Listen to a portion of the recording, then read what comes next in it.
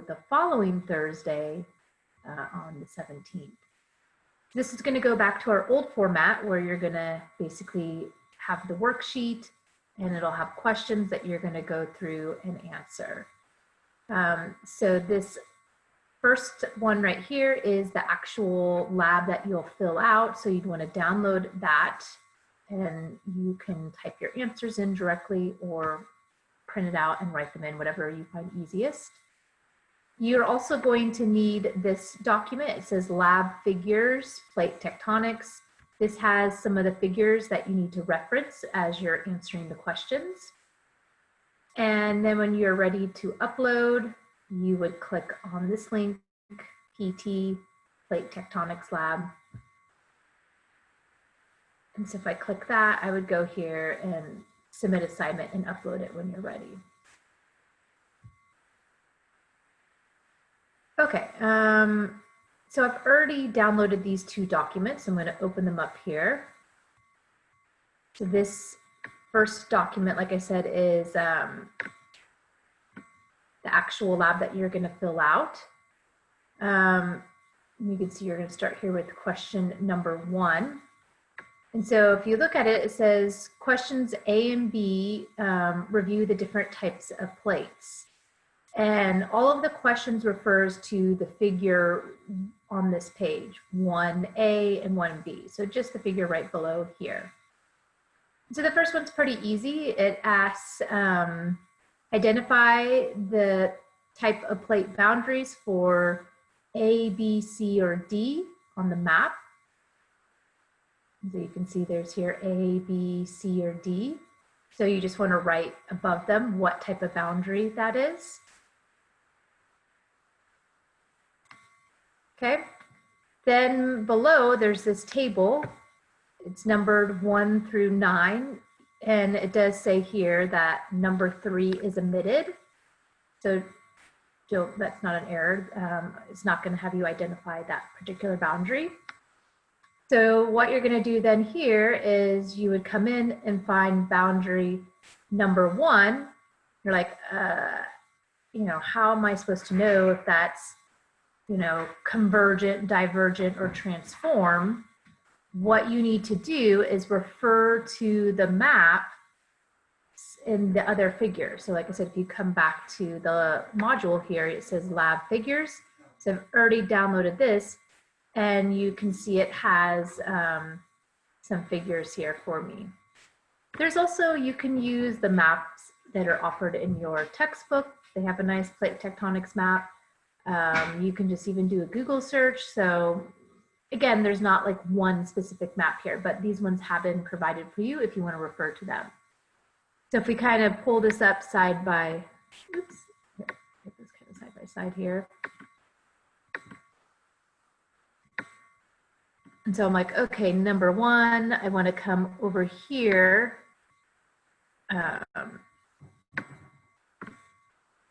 And you can see where it's kind of saying right here, this kind of western southern tip of Africa. So if I come over here, I can see this, it says the Southwest Indian Ridge. And so knowing what we know right from our bathymetry chapter, as well as plate tectonics chapter, what you've been reviewing, is that a submarine ridge is created where you have 2 plates that are pulling apart from each other. So we would say, okay, that is a divergent boundary.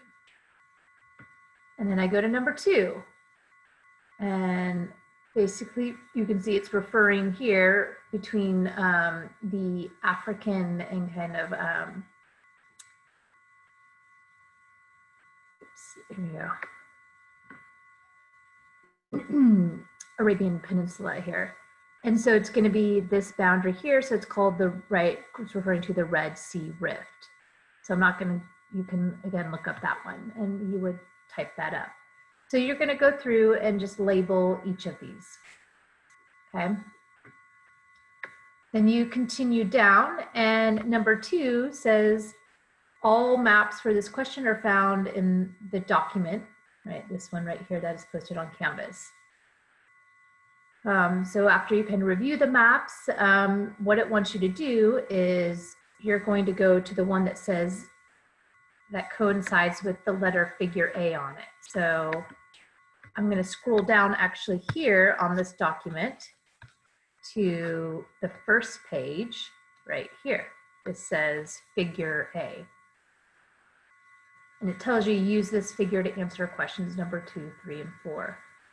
So it says, okay, find the letter A on the map. And right, this is right here. So it says name this feature. So again, many of you are like, I don't know, you're going to refer to the map. So I scroll down here and I'm looking right here, kind of just off of the Japanese islands here. And so, right, you can kind of see that nice, Japan's kind of up here, and you see that nice curve there. So I'm like, okay, that matches that. So that is named Mariana's Trench. And so for A, I would say Mariana's Trench. You would then need to identify the plate boundary. So again, you need to be familiar with the right information from your textbook of saying, okay, a trench, we know that's formed at a convergent boundary where two plates are colliding. It says the force. So again, as you have plates that are kind of spreading apart or pulling apart or sliding across each other, they create different types of forces. And so in this case where you have and this is again, you can refer to your notes and textbook to the type of forces, but at a convergent boundary where you have two plates that are colliding, they're going to be compressing against each other. So we call this a compression force. And so that's what you're going to do for each of these features. So again, I go up here now to B, find it, and you can see it's showing me, all right, this kind of area between the Indonesian islands, right, and Australia. So I come here to my map down below, and it's telling me here, okay, this is the Java, or Sunda Trench. Either one would be fine. I'm just going to call it the Java Trench. And again, trench, convergent, compression. So you kind of are getting the idea. You're going to do this for all the way up to Q. So once you have that filled out, you're going to then answer questions 3 and 4. So it says referring to figure A. So again, to this figure up here, there's a blue star in the center of it. You can see it right there. It says, it's on the west side of the ocean. So it says, what is the name of this plate? So you would need to find the name of this plate. Again, you can reference one of the figures in your textbook. Your textbook gives you a nice map of all the major plates in the ocean. And then kind of same thing, locate the San Andreas Fault. What features form at this location? So what is the name of the plates involved, the type of force? So again, this is something that is talked about in your textbook and you should have already been reviewing. Okay, next you're going to look at earthquakes and their relation to plate boundaries, because a lot of times where you have especially plates colliding or sliding across each other, that movement is going to cause earthquakes. So for this one, right, it says you're going to now look at, you're just kind of identifying the boundaries in that first couple of exercises. Now it wants you to investigate the relationship between earthquake occurrence and the depth, like how relative to the plate boundary. So is the earthquake shallow or is it deep if it's like a convergent or divergent boundary? So for this one, you're actually going to look at figure B. So if you kind of scroll down here, it's on page 7. It says figure B, earthquake focus map. So this one you're going to use to answer questions 5 through 8, basically this page right here. You can see it tells you the different color dots you see on here represent the different earthquake depths. Tells you kind of the ranges as well. So you just, using this figure, answer the question. So what is the cause of shallow focus earthquake in the ocean basins? So you can see here, all these along the ocean basin. And so if you're like, I don't know, what is that? Why you need to look at how it lines up with the plate boundaries. So if I come again up to my this figure here again, you can see I was kind of seeing those orange dots along here, and that's showing my East Pacific rise. Okay, so I'm seeing where I have really shallow earthquakes in the ocean. That is associated with a divergent boundary. So again, I would say, the shallow earthquakes are located at divergent boundaries. And explain how shallow focus earthquakes form at these locations. So here you're just kind of having two plates kind of being stretched across from each other. And so there's not like this where one's being pushed deep back into the mantle. And so because of that, the earthquakes are really happening close to Earth's surface. So with, just the kind of tension force between the two plates pulling apart, this will cause earthquake, something like that. I mean, you guys again can do a little bit of research and use your textbook and stuff like that to reference it, but still looking something like that. Now it's looking at you to kind of, again, on land, look at the shallow earthquakes. Where are you seeing them? And of course, a big spot you can see them is here on the western side of North America. And so think about especially the boundary that's happening between here, right? We have the San Andreas Fault. So what kind of thing is happening there that again isn't going to cause a deep earthquake? So you kind of get the idea. All right, kind of keeping with that same topic of looking at earthquakes relative, right, to depth, but now you're going to reference this figure in the lab number 2. So what is the depth range of the red color? It's showing you the depth here on the vertical axis. So you just need to look at where you see these reds and kind of relate it to that vertical axis here. And so same thing with like the deepest ones. Then it says that there's green triangles that are labeling the Andes Mountains. So you can see those up here. And so explain why you're getting volcanoes. Here's where the two plates are colliding. Here kind of in the edge of the continent, but why are you getting volcanoes a little bit further from that collision spot? And this is something your textbook talks about. And I know that you've had topic questions about, so you can reference those. Okay. So kind of switching gears then away from the earthquakes, now you're going to be referencing figure number 3. And this is looking at what's happening at a divergent boundary. So where you have two plates that are spreading apart.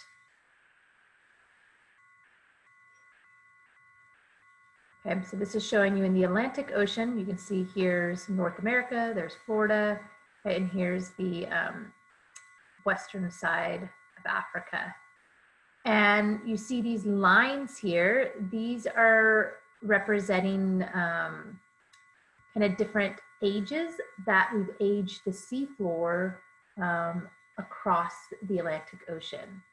And so remember that runs through the Atlantic Ocean. If we you can kind of refer again to one of your pictures here, but you have the mid-Atlantic ridge that runs through the Atlantic Ocean. So this cutout here, figure 3, is kind of showing you the upper North Atlantic Ocean.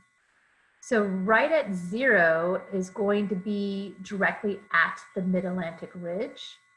And then as you go from each side, you can see the number time is increasing, and it's the same, 20, 20, 35, 35, so on and so forth. So it says, you know, look at figure 3. Are the spacing widths different, or are they the same? So it's saying like from 0 to 20 versus like 84 to 118. Is that spacing the same? Yes, no, kind of describe that variation. The number 14 asks, why are the strips of the seafloor basalts discontinuous? So if you look here at these lines, you can see this like 84 is a nice one. It kind of has this little gap here in the middle. And what that's referring to is saying that it's not just a continuous line, that it kind of was traveling. And then there's kind of this break here. So explain that. And what you want to look at is when you have two plates spreading across the Atlantic Ocean, it's not like all along the Atlantic Ocean here that this plate from the equator all the way up to, you know, Greenland is equally pulling. You might have the lower area here diverging, pulling at one point, and there may be nothing happening up here. And then vice versa, this can become kind of quiet, and this can now start to become active and start to pull. So different periods of time are going to have more active or less active periods of kind of magma coming up and pulling of the plates apart. So that's what you need to kind of consider when you're answering that question. All right, and then the last question, it says the oldest seafloor in the Atlantic Ocean is close to the continental slope. So you can kind of see up here, point A, what it's referring to. It's around 180 million years. So it says calculate the average spreading rate for the entire width of the Atlantic Ocean. So it wants to know the spreading rate. Now remember that a rate is a distance over time. And so it's telling you here from point A to point B, this whole area is 4,550 kilometers. So you have the distance, you have the time, right? This is telling you that's 180 million years. So then you can calculate, right, distance over time type of thing. So, and it gives you the conversion here to go from kilometers into centimeters. All right. The other thing, of course, that we can have besides earthquakes is volcanic activity. So the next couple figures here are referring to the volcanism that can happen with plate interactions. So for the next couple questions, you're referring here to figure 4. There you can see.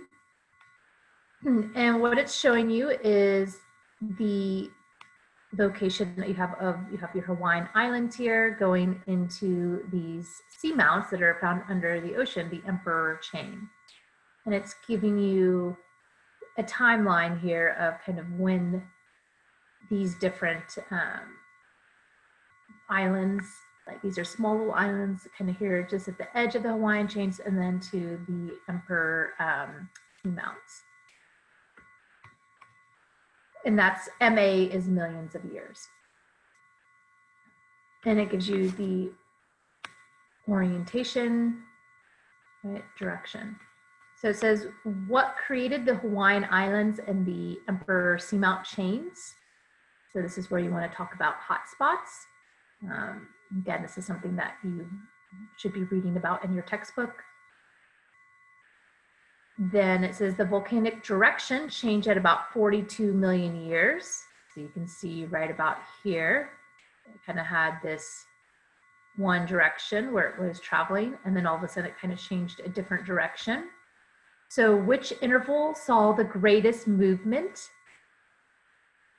The time interval between now and the formation of Diakakui. I don't know, my Polynesian's never that good, but that's what it is.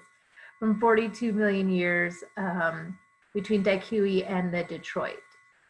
So from here to here. So saying what was the largest time interval from this point to this point, or that point to that point. Calculate the rate of the motion for both time intervals. And so again, remember, rate is going to be distance over time. So it's providing you the distance here for each of those scenarios. And then you can look the time up on the figure. And then it says describe what could happen if the Detroit seamount encounters the Aleutian Trench. So remember, the Pacific Plate is subducting underneath the North American plate up here. That's what creates this nice long tail of islands called the Aleutian Islands off of Alaska. And so as millions of years pass, what's going to happen with eventually that Detroit seamount? Okay. Now we're going to kind of look at plate tectonics in terms of looking at the magnetic field within the strips. So remember, that's referred to as paleomagnetism, where the polar North Pole, South Pole fields, they can reverse. Again, this is something that's talked about in your chapter 3. And so when the North Pole, the magnetic north is kind of in the North Pole direction, that's referred to as a normal polarity. And when the North magnetic is in the southern hemisphere, like close to the South Pole, that's referred to as a reverse polarity. And so we've been able to measure in the rocks on the sea floor if the little magnetic iron particles called magnetite, if they're pointing towards the north or if they're pointing towards the south. Remember, when this magma comes up, it's going to be hot first on the sea floor. And so before it fully cools and solidifies, it'll actually orient itself in the direction where the magnetic north is in that particular time, like it is now, normal polarity up in the North Pole, or it will point and direct itself towards the South Pole if that magnetic north is in the southern hemisphere.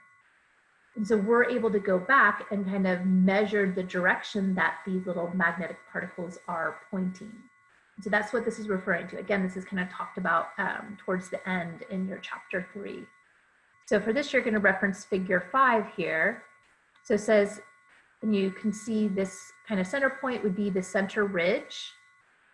The brown color is going to represent your normal polarity, and the blue strips are going to represent your reverse polarity, when it's pointing towards the South Pole.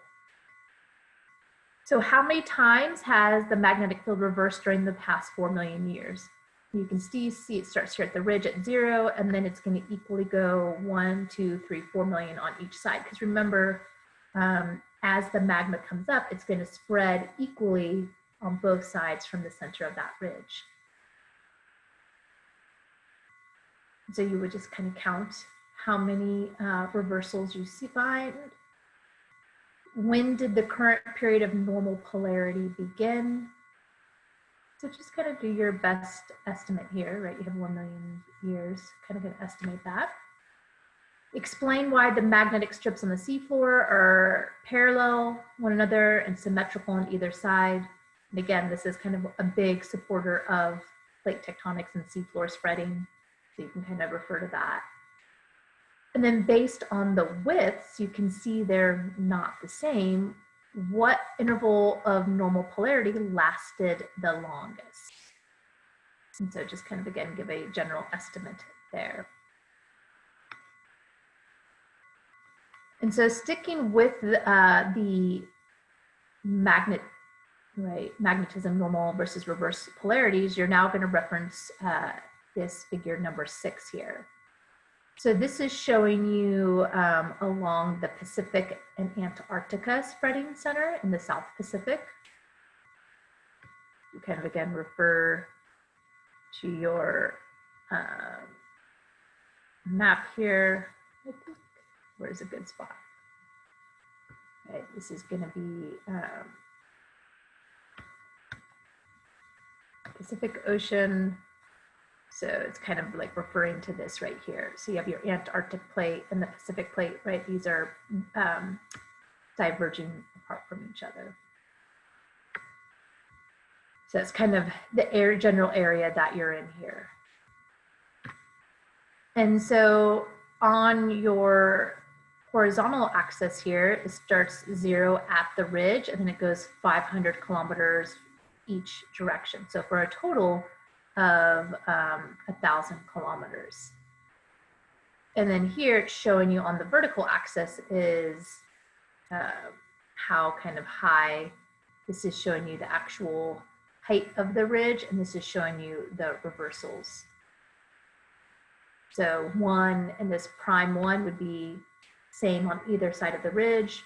The 2 and 2 prime would be a little bit further, again, would be the same on either side of the ridge, and so forth. So referring to these figures, it says how far on the left side of the ridge spread, or how far has the left side of the ridge spread in 4 million years. So you would reference the 4, this is the left side, and then you just bring it down to this horizontal axis and estimate how far that distance is, right? 0, there's 500, so you can kind of get a rough estimate. Have both sides of the ridge spread the same amount. So now compare the 4 prime on the other side. What is the actual distance the ocean basin has spread in this area over the past 4 million years? I'm going to describe that. And then determine the spreading rate of the entire width of the 4 million year old seafloor. So this is kind of what you've been doing before. You're going to be using kind of your calculations here to then determine the rate distance over time. Okay, and that's your last question. So when you've typed all your answers in, save it, and you would just upload the document to here. Okay, I'm going to stop recording. Obviously, if you have more questions, you can send me an email.